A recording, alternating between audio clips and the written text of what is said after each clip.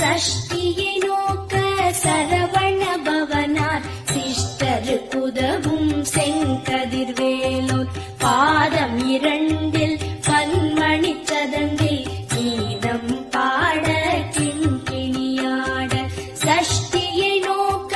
சரவண பவனார் சிஷ்டருக்குதவும் செங்கதிர்வேலோன் பாதம் இரண்டில் பன்மணி சதங்கை கீதம் பாட கிண்கிணியாட மைய நடனம் செய்யும் மயில் வாகனனார் கையில் வேலாயனை காக்கவென்று வந்து வர வரவே